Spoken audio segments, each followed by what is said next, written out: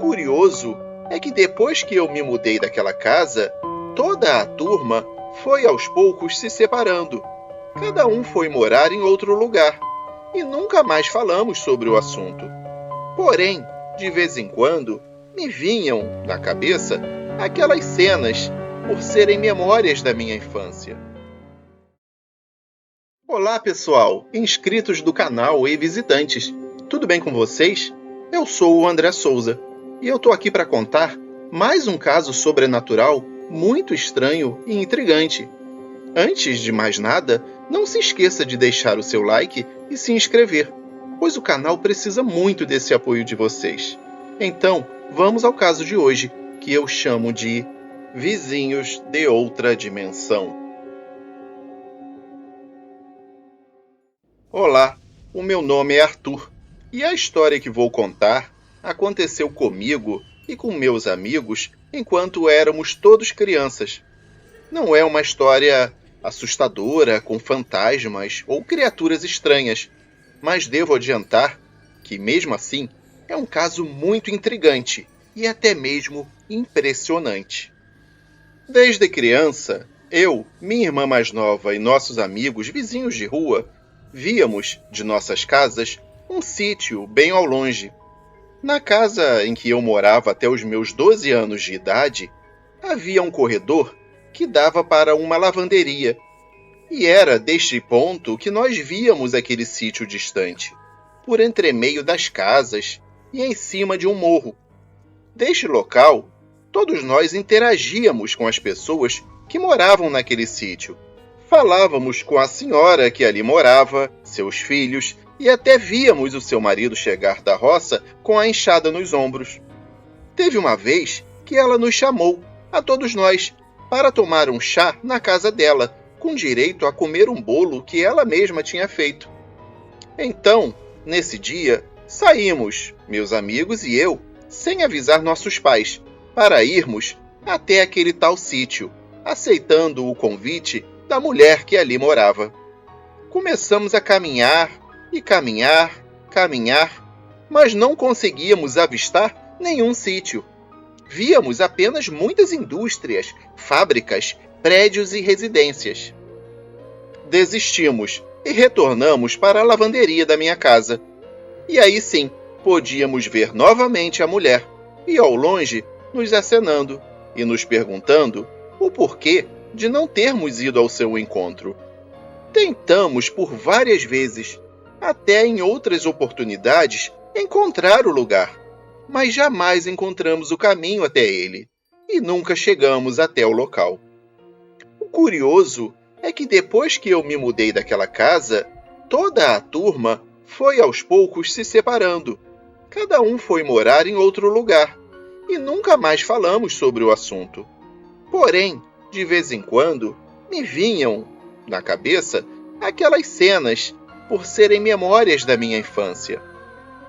Ao nos reencontrarmos, já com os nossos 35 anos de idade mais ou menos, uma amiga e seu irmão, que eram 2 dos nossos vizinhos de outrora, perguntaram se nós nos lembrávamos da tal casa do morro, e nós respondemos afirmativamente. Todos nós lembrávamos de tudo ricamente, com todos os detalhes, e eu tive que ser o estraga-prazeres em anunciar a eles que aquele sítio jamais existira. O tal morro, como assim o chamávamos, nada mais era do que um pequeno monte, onde existe há muito tempo uma antena de rádio de uma das principais emissoras AM da cidade de São Paulo, que fica na Zona Leste. E ela já havia sido instalada ali há várias décadas, muito tempo atrás, antes mesmo de nós nascermos. Este era o motivo de nós jamais conseguirmos chegar até o tal sítio. Só depois de adultos pudemos compreender que era impossível conseguirmos falar, ouvir e sermos ouvidos daquela distância em que a mulher se encontrava na época.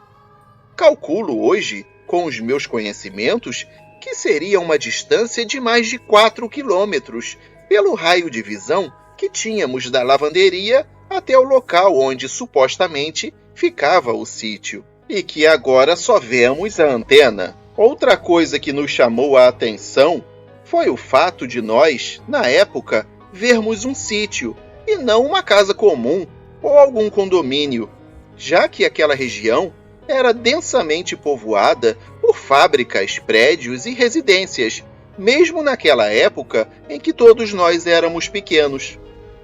Hoje, ainda analisando os fatos ocorridos, penso que parecia que estávamos interagindo com pessoas de um passado distante, talvez de meados do século XIX, mais ou menos. Chego a essa conclusão por lembrar do tipo de roupa que eles vestiam e pela aparência do lugar em si. A casa da senhora, a porteira do sítio, as demais dependências, tudo feito de madeira e muito rudimentar.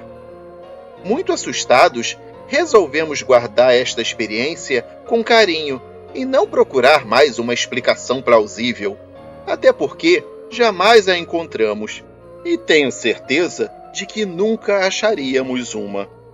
Afinal, nunca sentimos medo deles, porque nos pareciam ser pessoas de bem.